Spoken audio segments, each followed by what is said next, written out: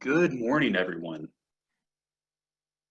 All right, so we have a few minutes after 11. We're going to we'll give this maybe 3 minutes or so longer for everyone to log in, and or when logins slow down a little bit, and then we'll kick things off.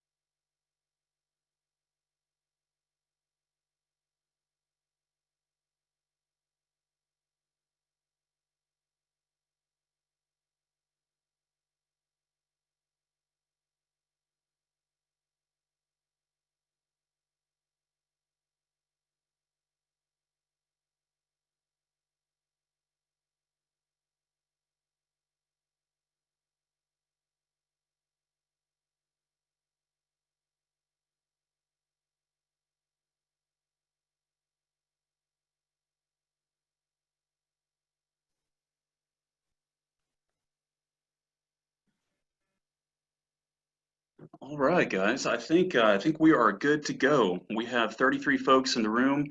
We did have a very good registration, so we'll probably have a few more ticking in here for the next few minutes or so.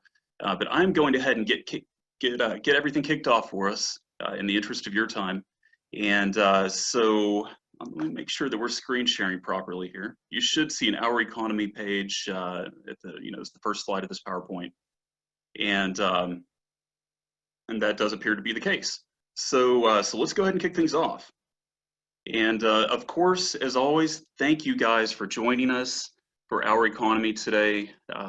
This is our first ever virtual Our Economy, so this is a little bit new for us. If you guys are anything like us, you certainly long for the days when we can have these meetings again face to face, but let's just make sure we're doing everything we can to put this virus to rest, and so we can get back to those good old days of sharing warm meals together. And let me first of all, again, set the stage for this event. Again, you're probably very familiar with Zoom, but since this is our first Our Economy, I will say this is a webinar. And so essentially that means that by default, everyone's camera and everyone's microphone is turned off. That being said, we encourage you guys to please ask questions. You should see somewhere towards the bottom of your screen a Q&A button. In that section, you should be able to type questions, and all the panelists will be able to see those questions. And so we strongly encourage you guys to please take advantage of that feature, and we will allocate some time at the end of the presentation to address any and all questions. And if for some reason we're not able to get to it today, we'll more than likely follow up with additional information following the presentation. And then lastly, of course, being a webinar, the chat feature is turned off for the chat all, but you can chat directly with panelists or with one another. So I think that's it for the housekeeping. So that done, let's kick things off by thanking our sponsors. Again, these are the folks that by supporting this event, they're supporting the Chamber's economic development mission to create prosperity. And so a big thanks to all of these folks. Under normal conditions, we would be allowing our presenting and our gold sponsors to share a little bit of information with you guys. Unfortunately, again, that's not in the cards for this particular quarter. So we just encourage you to take note of these individuals and these businesses and consider them whenever opportunities arise. And then, of course, if you have any questions, you can reach out to them or you can reach out to us directly. And so at the presenting level, we have American Guarantee Title. American Guarantee has actually been a presenting sponsor of this event since the very first year that we started this event back in oh goodness, 2009, I believe. And so a big thank you to these folks. They sponsor not only this event, but they do a lot for the community and a lot for other chamber initiatives. So we really appreciate everything that they do. And we have 2 gold sponsors. We have Big Creek Materials. They've been sponsors since, I believe, 2013. And so they provide a range of you know, I guess, very, very high strength concretes and other horizontal construction services. And so feel free to reach out to them if you ever have a need for those types of services. And then we have Cohen Mortgage Group. They've been supporting this particular event since 2017, but they stepped up to the gold sponsorship this year, and we appreciate them taking that measure. They provide, I guess they provide a lot of services and tools, financing, advice for home mortgages. And in fact, I'll probably be reaching out to them this afternoon for my personal purposes. And so, so consider them for those sorts of needs. And then last but not least, we do have our silver sponsors. These folks pretty much cover the gamut. We've got a good list of individuals here.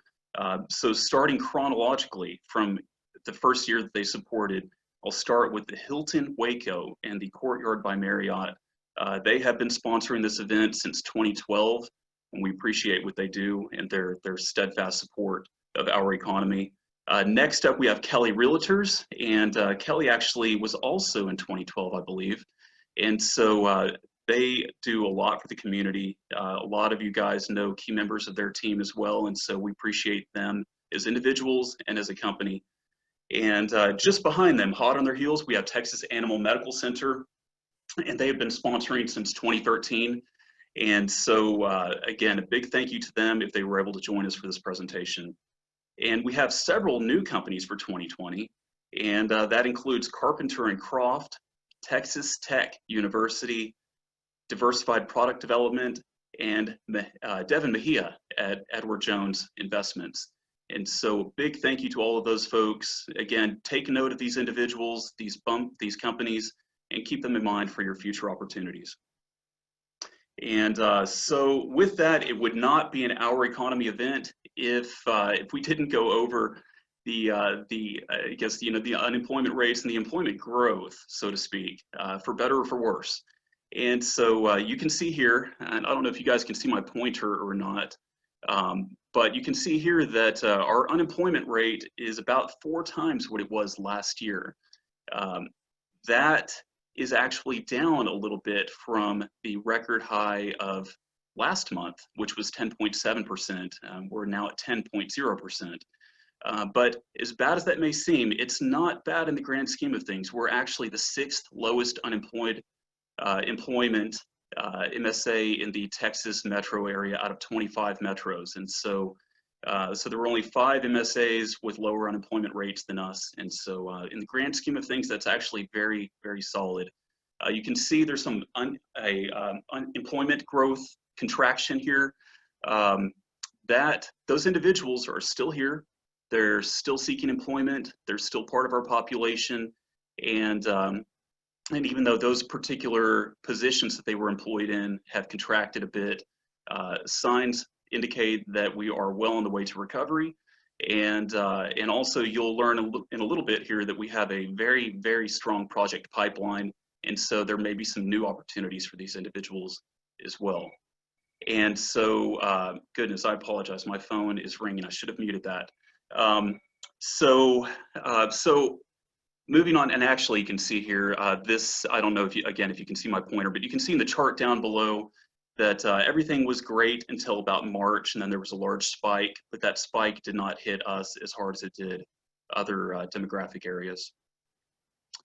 And so here in the top left, you can see this is actually a sampling over the last 3 months of the different industry sectors in our community. This is really interesting. So really there are a few declines, of course, to be expected, but there were actually 2 industries that grew. And then the others more or less held steady over that 3-month period of the pandemic.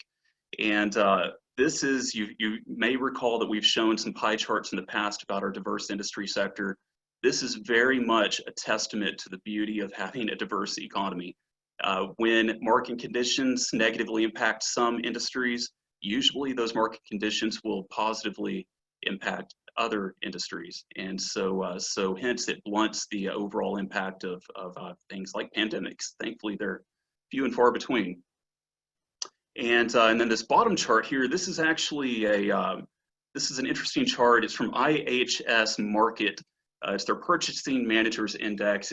They actually go out and they survey purchasing managers across the country, or executives at different levels, and collect real-time information on what those individuals are seeing in their industry. And so you can see it's basically measures 5 of these bullet points here: the new order activity, inventory, production levels, etc. And it's almost uncanny how insightful this particular measure is, because you can see in December that there's a turn. And so when things like the pandemic were just a distant issue, something we heard about maybe on a cruise line or maybe out in China, it was already impacting numbers.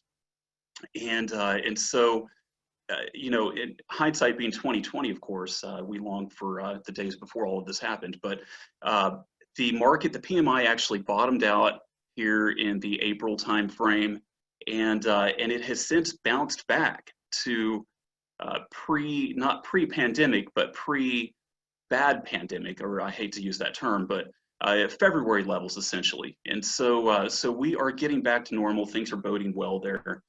And more or less anything above 50% suggests a bull market. Anything less than 50% suggests a bear market, at least as it relates to the US dollar. And I'm going to, I guess if you guys will just give me the honor of introducing Mrs. Adriana Cruz. She is an individual who has done so much for the state of Texas and the communities that she's worked in that I actually ran out of room on this slide. And so take a moment to peruse some of these accomplishments, the very important roles that she has served, both again for the community and for the state. And with that, if you guys would just join me in, I guess we really can't clap, but just virtually clap, and let's introduce Mrs. Adriana Cruz, the Executive Director of the Economic Development and Tourism Team for the Office of Governor Greg Abbott. And I'll hand the reins off to Ms. Cruz. Thank you. Thank you so much, Seth. Can you hear me? Yes. Great, great. I really appreciate that introduction. Thank you very much. On behalf of Governor Abbott and the entire staff at the Economic Development and Tourism Office, thank you so much for the invitation, and bring you greetings from Governor Abbott. He's on a call right now with the strike force. They're actually on a call this morning talking about the situation with the COVID-19 pandemic and the impact that's having on our economy right now. But I'm happy to be here with you today and talk a little bit about the reopening of the Texas economy and sort of the thoughts that have gone behind that. Seth, can I share my screen? Is that possible? Yes, I think you are set up to share screens. Okay. Let's do that. Can you see my screen? Yes, we can. Great. Sometimes it works as a slideshow, and sometimes it thinks too hard and takes too long. So I may not do a slideshow. I may just go through it, but I think that might be quicker. Just a little bit about the office, the Economic Development and Tourism Office. We are made up of 6 different divisions. Our mission and purpose is to promote the state of Texas as a leading global business location and premier travel destination. Within our office, we have business and community development, our economic development finance team, the Texas Workforce Investment Council, the music office, Travel Texas, and the Texas Film Commission. And some of the things that we do, of course, market and promote Texas as a premier business location, attract new jobs and investment to the area. We also encourage small business development and entrepreneurship. administer the state incentive programs, increase exports to international markets, and develop strategies for workforce development and economic growth. Just a few things about the state, which of course you all at the Greater Waco Chamber know already.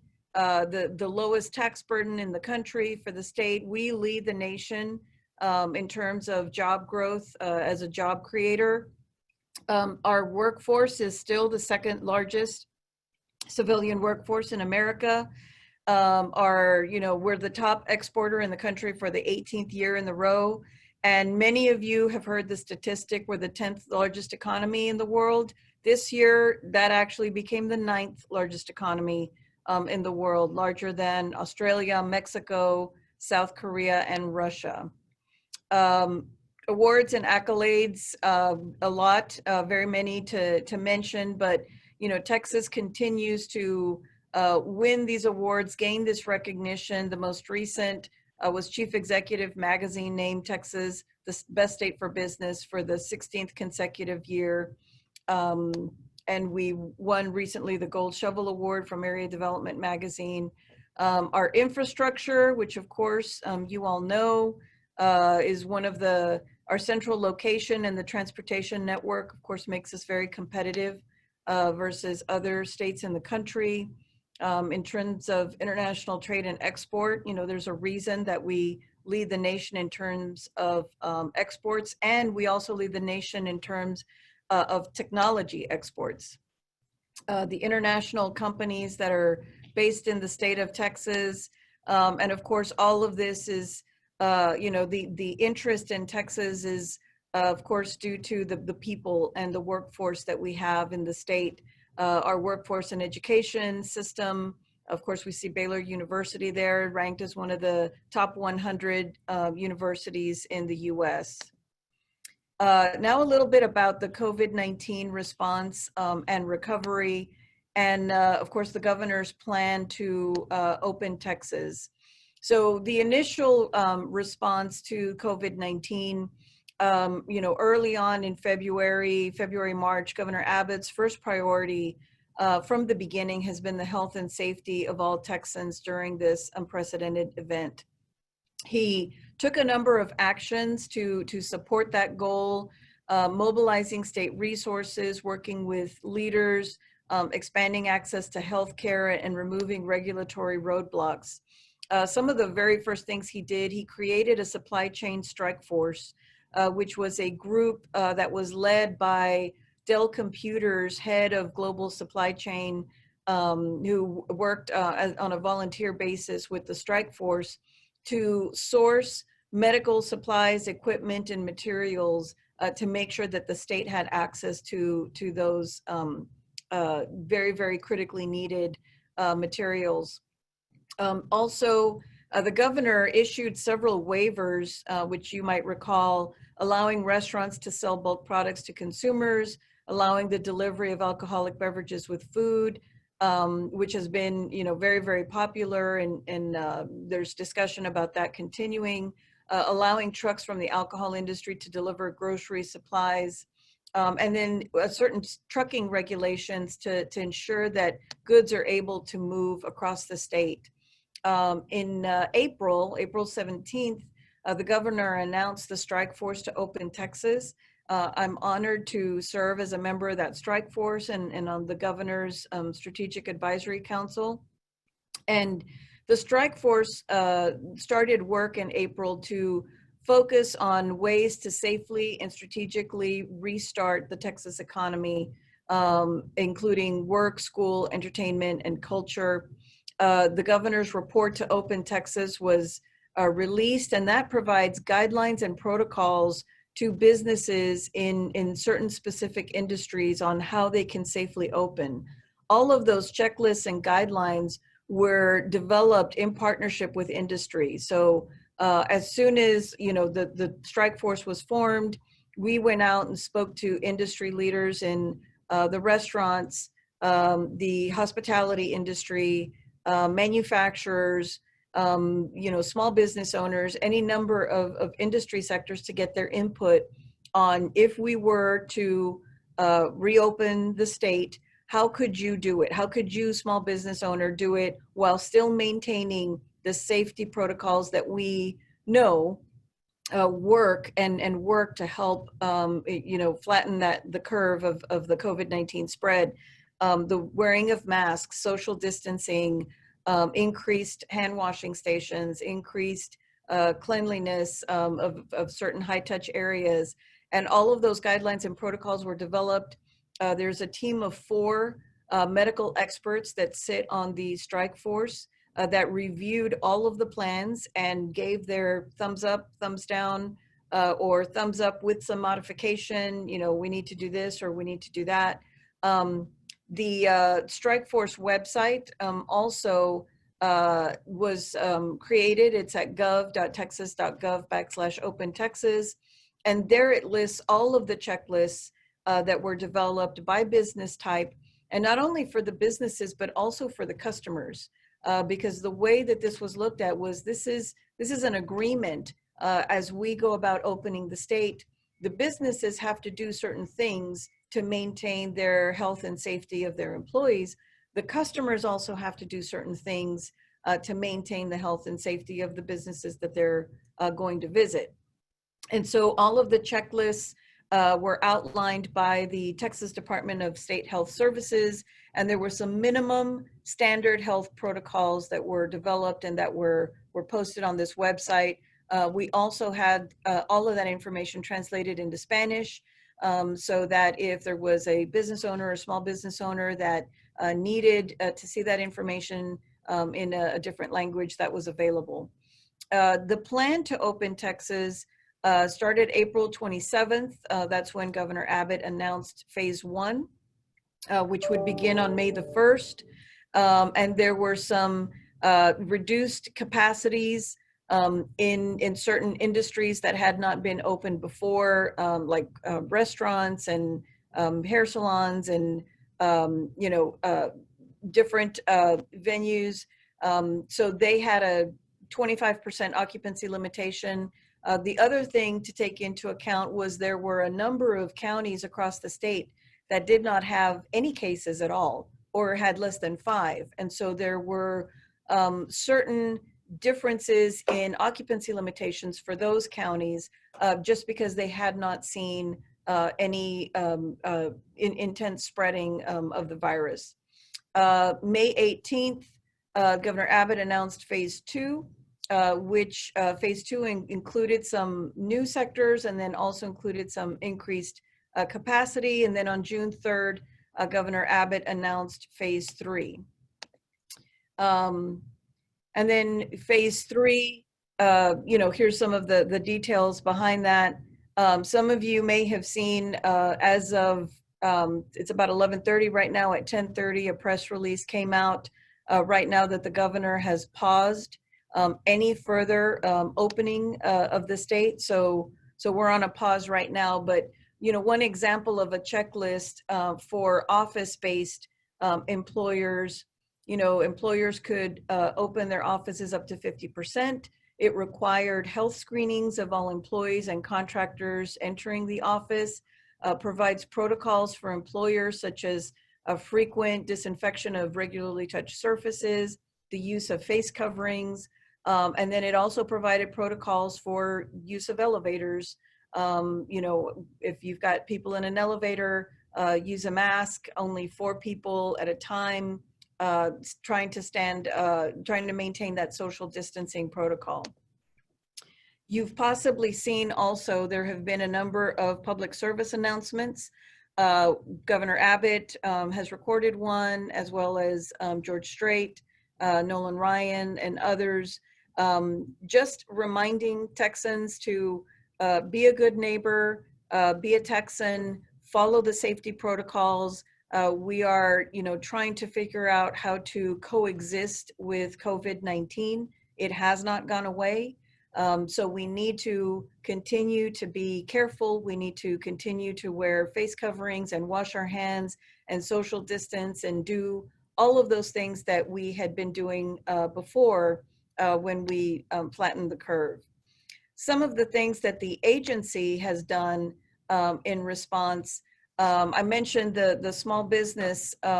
We have a small business advocate at the Economic Development and Tourism Office, and small businesses, of course, were very, very hit very hard with the shutdown of the economy. So we started providing information. You may also recall at that time when the CARES Act first came out, and the Economic Injury Disaster Loan Program and the Paycheck Protection Program. A lot of those programs were very, very fluid, and guidance was coming out as soon as those programs were announced. And so we started getting that information out to our Texas small businesses as quickly as possible. We also have done a series of video town halls with the Texas Workforce Commission.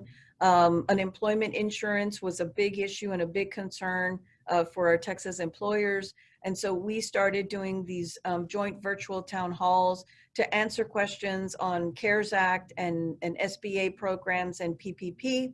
And at the same time, Texas Workforce Commission was answering questions on unemployment insurance programs.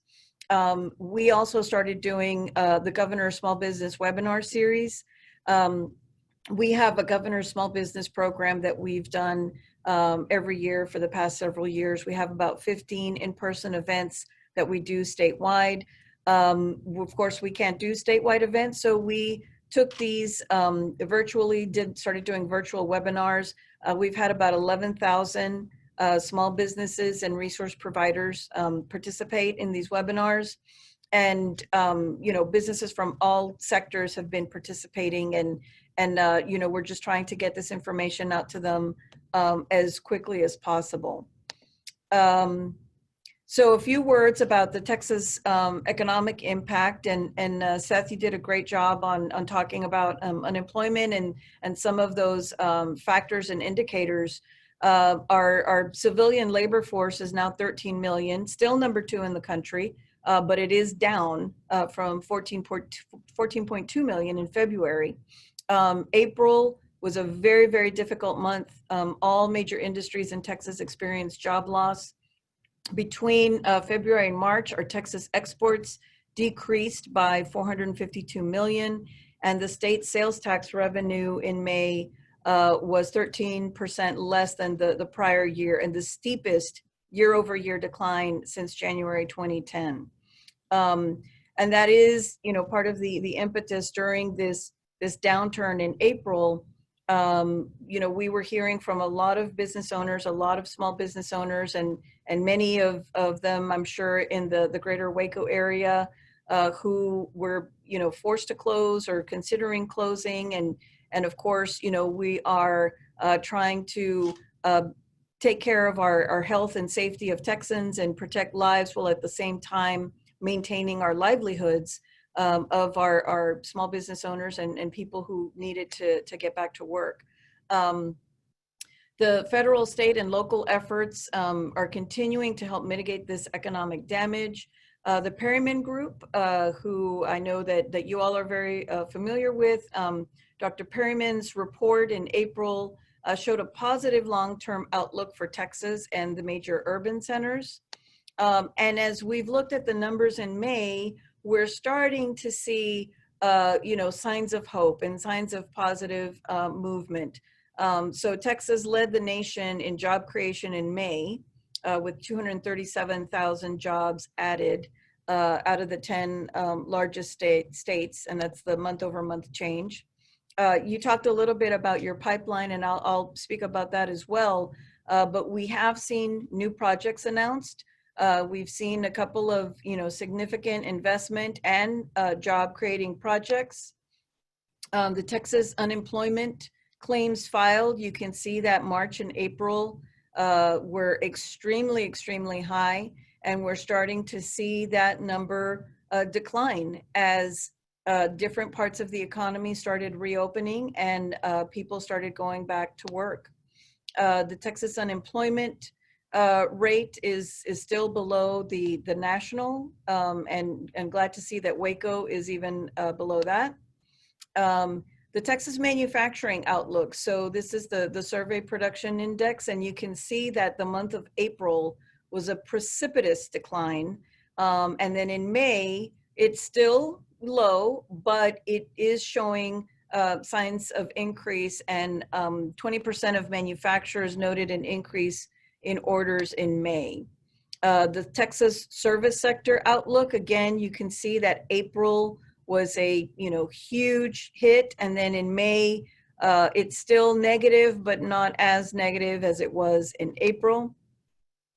And then Texas Retail Outlook Survey, the decline in state retail sales slowed considerably in May, and we can attribute, all of this to the opening of the economy in certain sectors. A little bit about the travel industry, because we do track the travel industry very, very closely, and of all of the industry sectors, the hospitality industry has been the hardest hit. But we have seen incremental increases in travel spending since April 18th. The travel spending is still depressed, but the year-over-year change in May is better than many other states, including California and New York. And you can see this in the weekly room demand. That's the state of Texas by week. You can see that April 11th was the low point. And then from that time, we're seeing small incremental increases. So hotel and short-term rental occupancy rates are well below the normal averages, but we are seeing a slow uptick since April. With that, I'm happy to take any questions that you might have, Seth, and I can stop sharing. I do want to thank you for the invitation, and if you all want to reach out to our office or have any questions, please feel free to do so.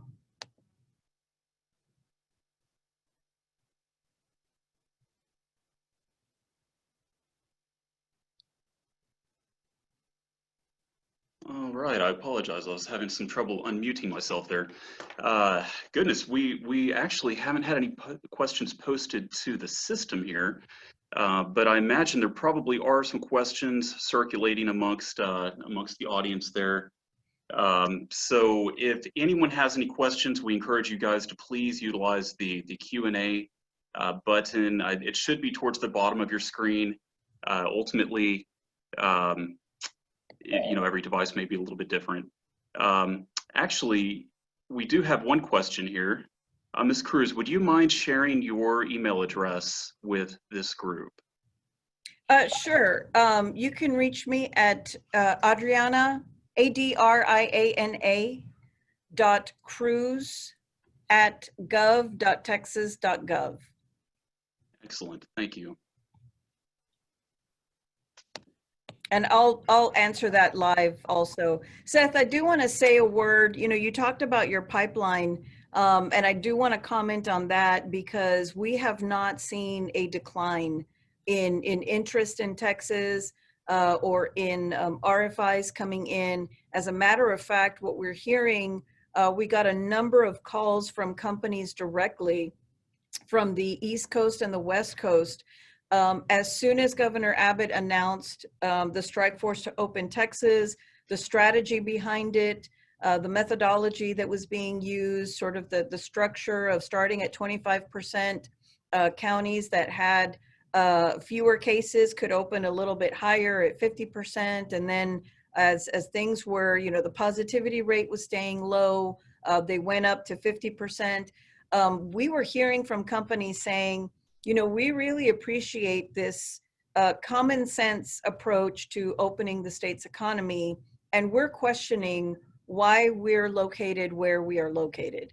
To which I answered, I question why you're located where you're located as well, because really you should be in Texas. And it really started a conversation of them questioning, why are we in this high cost environment, still under shutdown, very, not business friendly, and looked at Texas and said, well, that seems to be a very common sense approach. So, let's think about, where we're located and what we're going to do in the future. And so we actually got a number of projects from those conversations, which of course, we're happy to have and welcome. we're also, since we are not traveling, we are doing, virtual meetings with site selection consultants, connecting with them. We have a number of new members on our team, and so making sure that they know who those folks are and who they can contact if they're interested in finding out more information about Texas. So, we are continuing to see a lot of interest and a lot of projects coming in, and there has been no shortage of work here.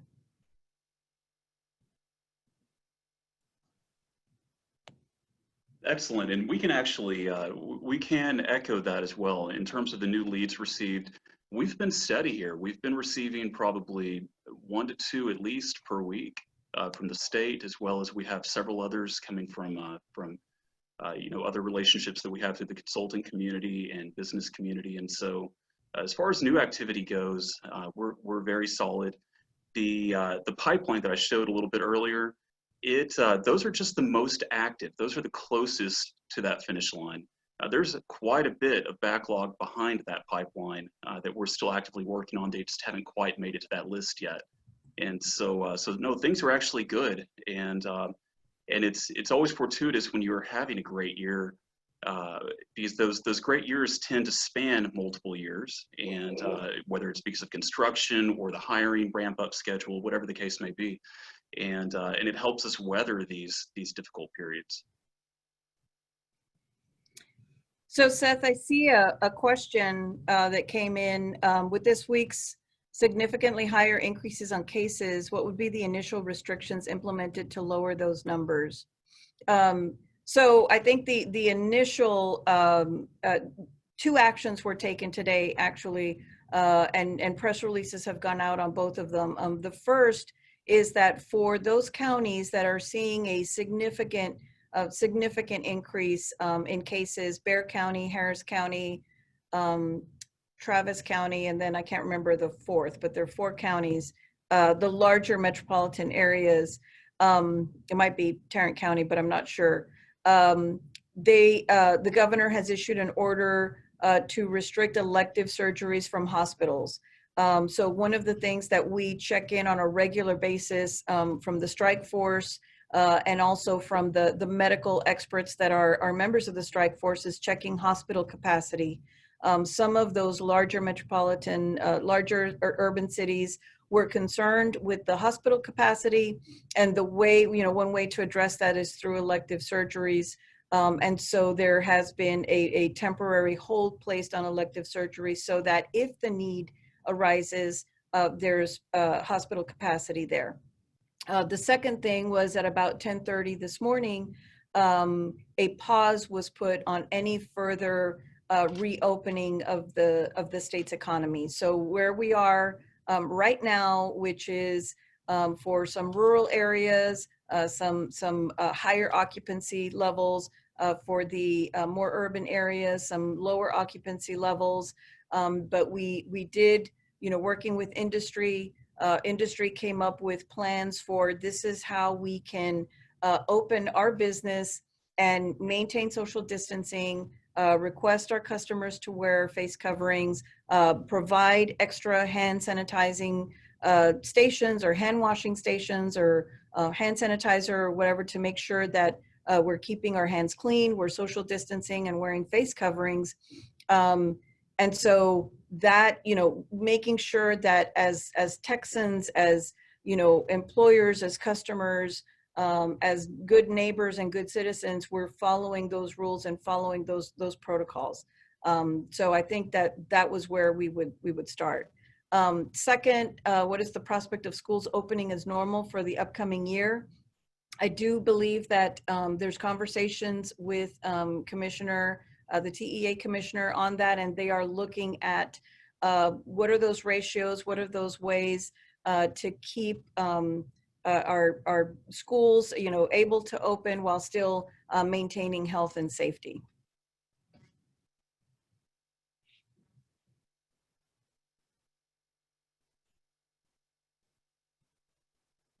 Seth, I think you might be muted. Yes, I was. Thank you. And goodness, okay, so we do have a few more questions trickling in. Um, so you have addressed the question about the gentle increase or the recent increase in new cases. And so we do have a question about with the higher rate of folks uninsured prior to COVID and now, losing their insurance because of the crisis. There are a few more questions related to just the overall expansion. This is probably a much larger conversation than the scope of this particular presentation. But the state's, acceptance of federal dollars. I think that's generally the gist of that question, if that makes sense. Yeah, that I have no idea on, I wouldn't be able to answer that question. And then we do have a question here. A little bit of this is related to local questions, but we do have, just generally speaking, the plans, and you have touched on this already, but the plans regarding the passing of face mask requirements. Do we see that becoming a mandatory thing in the future, or is that still kind of a wait and see type approach, and leaving it primarily up to the local jurisdictions? Well, I think if you read the checklist, sorry, I'm here. If you look on the Open Texas report, look on the checklist for the different businesses, the wearing of masks is one of those items that is like, we know that this is a way to keep ourselves safe, keep your neighbors safe, keep your customers and your employees safe. So that is something that's on the checklist, and was there from the very beginning. One of the great things about Texas is, and it's this way with economic development, certainly, is, economic development is really handled at the local level. It's really the locals that make decisions, that work projects, and then the state comes in to assist. And that I think is, sort of the gist behind the mask wearing. We should all be responsible. We should all take the steps needed to maintain our health and safety, and those of the places that we're going and we're visiting. That is a proven strategy that helps to, minimize the spread of the virus. And we do have to, take that seriously and go back to that. I think that, working with the locals, looking at their situation, and again, it's difficult to do things statewide, just because Texas is so large, so diverse.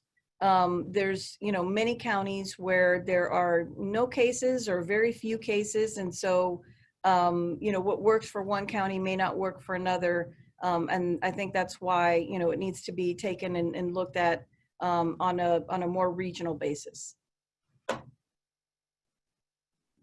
Thank you. And we do have a few more questions coming in. I think we'll go ahead, just in the interest of time, I think maybe we'll go ahead and take one more question, and then any additional questions that we're not able to get to today, we'll probably follow up with the individuals following the presentation, if that sounds fair. And someone did ask for the PowerPoint presentation, which I am happy to send to you, Seth, so that you can share it. Excellent, thank you. And we're also happy to share portions of our PowerPoint as well. And so if that's of interest, you guys, please feel free to reach out to anyone in the chamber office, and we'll gladly get that to you. And we have quite a few folks telling you thank you. You've done a wonderful job. I will say that it is a blessing to have folks like yourself, both at the state level and locally, leading us through this situation. Sometimes, ground level perceptions aren't getting the full story, and thankfully we have people at the top that are making good decisions based on additional information. And so we appreciate you guys. I know that Doc is actually on this call, and so Doc, thank you, sir. And so we're actually, again, some of these remaining questions are folks thanking this particular group, and so thank you. And I think with that, if everyone is okay, we'll give you a few minutes back in your day. And Ms. Cruz, thank you again. And we'll probably follow up with you following this presentation. And also let us know how we can help you. You know, we have a lot of folks locally that are engaged, not only at the local level, but at the state level. And so if there's anything that we can do to make your life easier or to improve this situation, and again, as I mentioned earlier, get past this virus and let's get this state back on its rocket trajectory to the top. And so so let us know what we can do to help you. Thank you so much, Seth, and I really do appreciate you and everyone who joined us today, and all of your members. You guys are really the backbone of our economy. The Texas small business owners and business owners are what keep our economy thriving and going. And you know, the things that made Texas a leader in the nation in terms of economic growth and job creation, those things haven't changed. Our workforce, our transportation infrastructure, our regulatory climate, the tax structure, you know, those things are still present and are still here, and still will make Texas and Central Texas an attractive place for businesses to locate and thrive. I think that, you know, we are living through an unprecedented time. It's extremely difficult for elected leaders, for, you know, city leaders, for business owners to know what to do. And I think all of us need to work together. You know, we all need to take care of each other, take care of our businesses, you know, go and shop and do it safely. You know, visit, go, you know, pick up food at restaurants and support your local small business, but, you know, do it in a safe way, do it in a smart way. And that way we'll get back, you know, we'll get Texas back to where it was before, if not better. Excellent. Words of wisdom. Thank you, Ms. Cruz, and thank you all for joining us today. Also, a big thank you to our sponsors. Again, as you've heard us say in the past, we appreciate all that you guys do. Your support of not only this event, but the Chamber in general does support this economic development effort, the things that we fight for every day for this community and for the state. And so thank you guys for all that you're doing. Thank you. Thank you very much. Absolutely. Thank you. And with that, I think we'll just wrap it up. Thank you, guys. Great. Bye-bye.